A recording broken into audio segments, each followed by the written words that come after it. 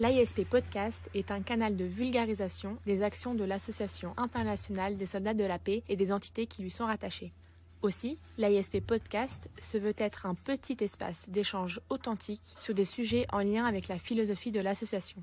Entre autres, la paix, la résolution de conflits et l'humanitaire.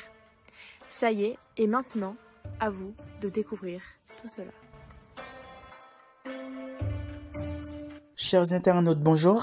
Nous avons le grand plaisir de vous dévoiler notre tout premier numéro de podcast. Cette première édition, nous la consacrons à la présentation de l'Association internationale des soldats de la paix. Pour le coup, nous donnons carte blanche à Laurent Attarpéou, président de l'ISP. Nous vous proposons de l'écouter. Cette ONG est née de notre expérience en tant que casque bleu. En 1983, j'ai été intégré au sein de l'armée française et envoyé au Liban, comme bon nombre de mes camarades, puisque depuis 1948, la France sert au sein des Nations Unies. Là-dessus, si vous voulez, il y avait à l'époque le service militaire, où chaque Français avait l'obligation de faire son service militaire. Et l'unité française à laquelle j'appartenais a été choisie pour partir au sein des casques bleus. On ne savait pas forcément ce que c'était, mais on a appris à découvrir. On était militaire, on servait les cuissons français. On savait qu'on avait les Nations Unies, mais on ne savait pas exactement ce que c'était. Et on a appris à découvrir cette organisation. À la fin de notre séjour, on a voulu créer une fédération pour regrouper les militaires français qui avaient servi en opération extérieure. Puisque à l'époque, les opérations extérieures, c'était comme si on avait fait l'Indochine, l'Algérie. Si vous voulez, on ne nous connaissait pas, on avait fait un camp d'entraînement et on avait quand même des droits, puisqu'on estimait avoir porté les armes pour la France.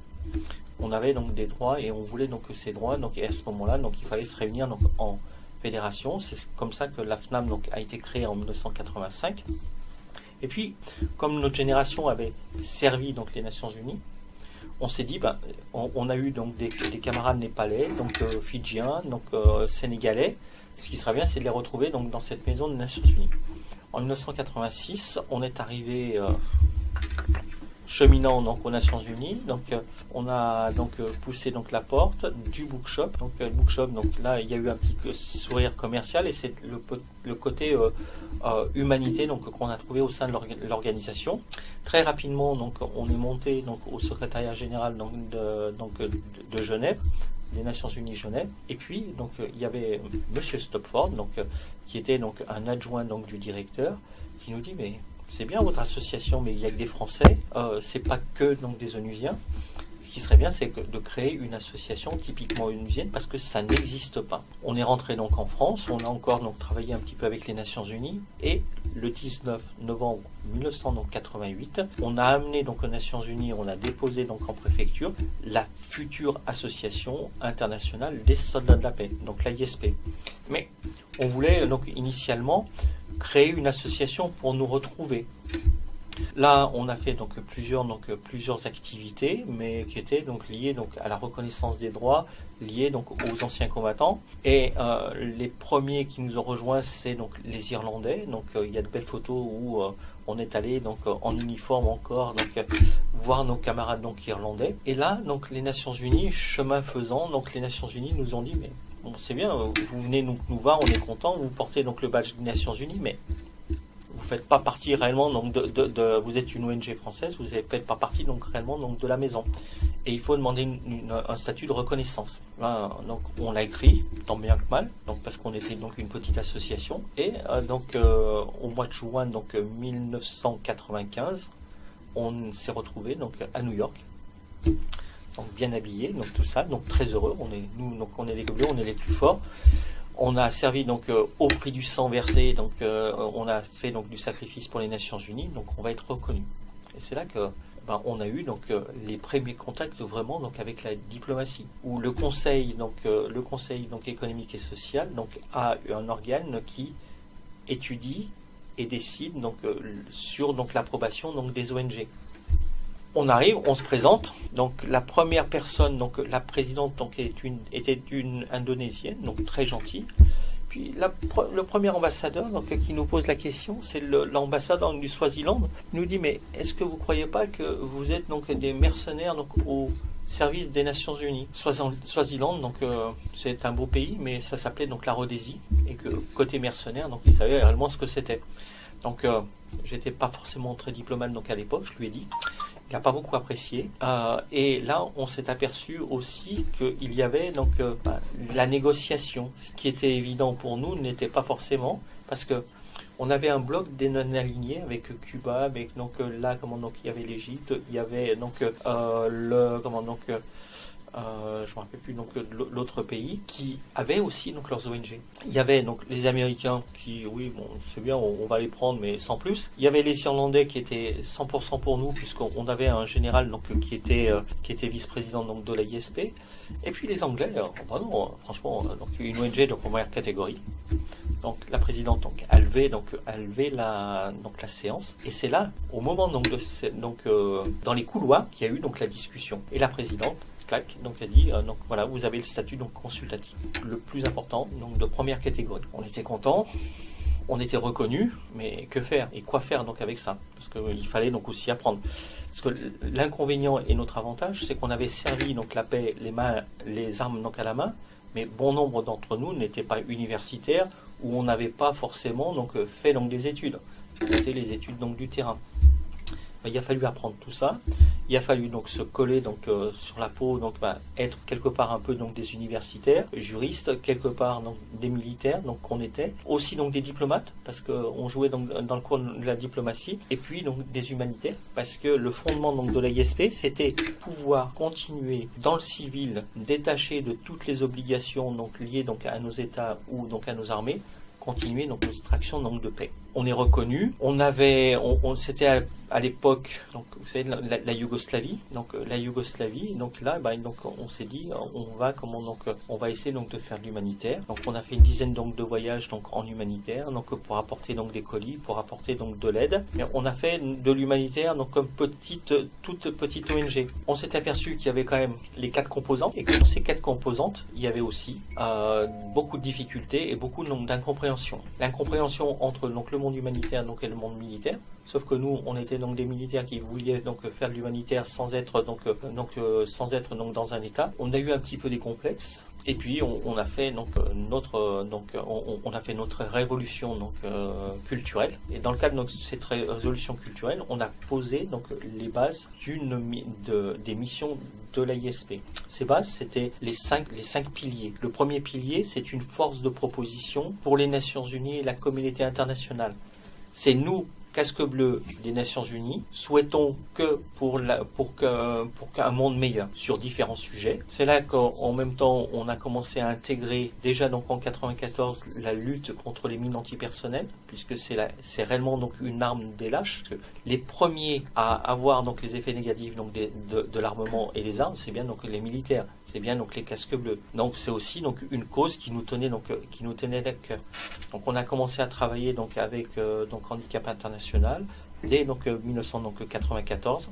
On a rejoint plus tard donc la coalition parce que comme justement on était donc des militaires donc ils savaient pas donc de quel côté donc nous mettre et donc on a obtenu donc le prix Nobel donc de la paix donc avec eux et c'est eux qui l'ont obtenu avec Jody Williams et Handicap International en 95 sur donc les mines antipersonnelles.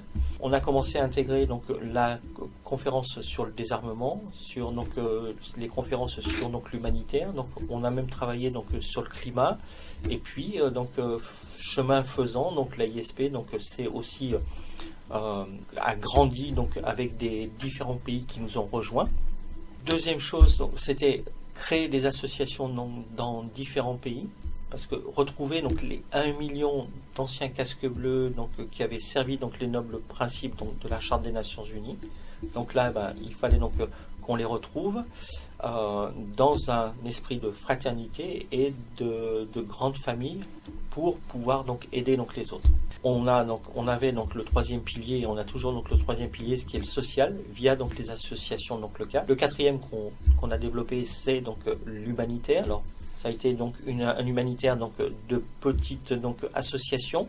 Et puis la résolution des conflits. Qui mieux que ceux qui ont porté les armes pour la paix, qui ont donc payé donc le plus lourd donc tribut pour la paix, peuvent parler de la paix ou peuvent mettre autour d'une table des belligérants, sachant que sans se prendre pour un État. Et là, on avait donc les 5 piliers donc de l'association internationale des soldats de la paix. Il nous restait donc à décliner ça donc en programme, parce que c'est bien de faire donc des petites choses et puis après donc de passer à autre chose. Mais quand c'est écrit, c'est encore mieux.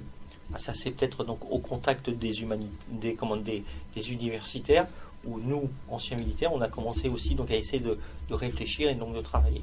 Décliner, donc on a décliné ceci en 5 programmes. Le premier donc est le programme Sport Santé pour la promotion de la paix. C'est donc un programme donc de décoration donc lié donc à la paix. C'est organiser donc des rencontres sportives donc pour les enfants et décorer donc des athlètes de haut niveau qui en même temps donc outre le fait de faire du sport font aussi donc de l'action humanitaire. C'est pour ça qu'on a décoré donc de nombreuses personnalités. Le deuxième donc programme, c'est un programme lié à l'environnement.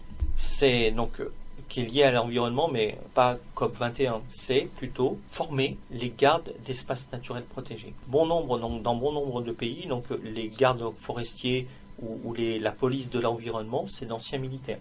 Donc là, c'est un programme donc qui dure donc depuis 5 ans, où on a différentes conventions donc avec le Conservatoire donc du littoral en France, ou en Tunisie, au Maroc, en Algérie et au Sénégal. On forme donc ces policiers qui peuvent donc faire donc remettre à niveau un espace naturel protégé, protéger donc la faune et apprendre donc à la population aussi donc à protéger donc cette faune. On a donc dans ce programme aussi une démilitarisation des petites îles. On arrive donc sur une petite île qui généralement donc a été donc utilisée par les militaires. On neutralise donc l'armement et on donc met en place donc des parcours sécurisés pour donc la population. Le quatrième donc programme, lui donc est un programme donc social d'aide donc aux blessés physiques comme psychiques. Il s'appelle donc ACO, accueil, soutien, solidarité, écoute et orientation, pour aider donc les blessés ou donc les blessés physiques comme psychiques à devenir donc des meilleurs citoyens et puis donc après à réintégrer donc leur famille et puis donc à être des piliers donc de la société comme donc de leur famille. Le quatrième programme est donc le programme humanitaire. Alors là, on a décidé donc avec donc la directrice donc du programme, comme chaque programme donc de l'AISP donc a donc un directeur ou une directrice, c'est de repenser donc l'humanitaire au sein donc de notre ONG, parce que nous avons quand même donc quelques capacités. C'est toujours faire donc des containers, donc faire des aides, mais en même temps créer une plateforme donc logistique dans la région lyonnaise qui nous permet donc de récupérer donc les dons, les remettre donc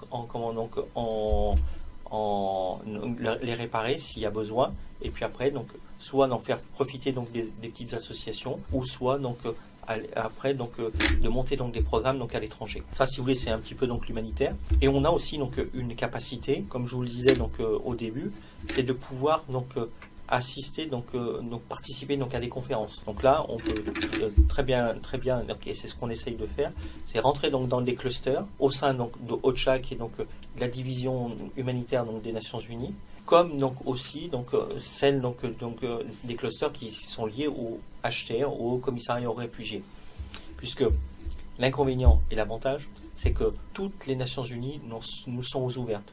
L'essentiel, c'est qu'on ait quelque chose à dire et à apporter. Il y a donc des domaines aussi, donc des droits de l'homme, donc qui sont importants pour nous. C'est qui mieux que ceux qui ont vécu ou qui ont vu peuvent témoigner de ce qui se passe donc sur le terrain. On n'est pas uniquement donc des personnes donc agissant, on est aussi donc des témoins. Des témoins pour témoigner, donc c'est bien donc de témoigner auprès de la population, mais c'est bien aussi de témoigner au niveau donc de la diplomatie, et puis pour faire avancer donc les choses. C'est toujours nous, Casque Bleu des Nations Unies, pensons que où on peut venir donc en aide aux plus déshérités, et aussi donc aux plus déshérités moralement. Et le cinquième programme est donc la création de l'Académie internationale de la paix, qui est donc elle, donc liée donc à la résolution donc des conflits sur plusieurs axes. Premièrement, donc un axe où donc on fait donc des colloques, on reçoit donc on réfléchit donc sur la résolution des conflits. On a un axe où on accueille beaucoup donc d'étudiants au sein donc de l'académie et au sein donc de l'AISP. Pourquoi? C'est que on a pour éviter donc la guerre, pour donc maintenir donc la paix, pour la rétablir ou pour donc la conserver. Ouais, c'est bien donc la conserver donc avec une arme ou avec des menaces, mais c'est encore mieux donc de l'inculquer donc dans les esprits. Dans les esprits, c'est soit donc au niveau donc des écoles, ou soit donc au niveau donc de ceux qui vont être des décideurs, des étudiants qui sont en relations internationales ou donc dans d'autres branches. Vous allez être donc les décideurs du monde de demain. Et si nous on peut vous inculquer cette petite part de paix ou donc de sauvegarde donc de paix qu'on a en nous, parce que nous ne sommes pas des pacifistes, nous ne sommes pas des bellicistes, on est juste pragmatiques. Et afin donc d'être pragmatique, c'est donc de vous transmettre cette paix quelque part pour que vous en fassiez bon usage. Je dis toujours, donc de temps en temps je fais des conférences aux Nations Unies, je dis toujours, je serais très heureux un jour donc de pouvoir avec une canne donc, vous croiser donc dans les couloirs en disant voilà monsieur Tarbérou, je suis diplomate, donc je représente mon pays, donc voilà, et puis j'essaye donc de travailler pour la paix. Un programme que j'ai oublié, et pourtant donc j'aurais dû donc m'en rappeler puisque ce matin donc je suis allé donc remettre donc des diplômes donc à des jeunes, c'est le programme donc des jeunes faiseurs de paix. Comme je vous disais donc tout à l'heure, donc ce qui est important c'est donc de travailler donc sur les consciences, donc le cœur, donc les consciences et les esprits, et notamment donc de la jeunesse. C'est comment donc vous qui êtes nés, au moins déjà donc pour la France, qui est née donc avec une paix qu'on vous a donc léguée en héritage. Si vous ne faites pas attention, cette paix donc vous pouvez très bien donc la perdre. Et qu'est-ce que vous allez faire donc pour la sauvegarder? Qu'est-ce qu'être citoyen donc d'un pays? Qu'est-ce qu'être donc voilà? Est-ce un petit peu donc le teneur donc de ce programme est donc fait déjà donc en Russie, en Ukraine, donc en France, donc en Pologne, et on est en train donc de le développer. C'est un programme donc international. Maintenant donc on est donc dans 20 pays sur tous les continents. On essaye donc de retrouver donc ces casques bleus pour pouvoir justement mettre en place donc ces programmes. Ces programmes ne sont pas donc exhaustifs, mais l'essentiel c'est qu'on soit donc pertinent sur ce qu'on fait. Voilà un petit peu donc la présentation donc de l'AISP.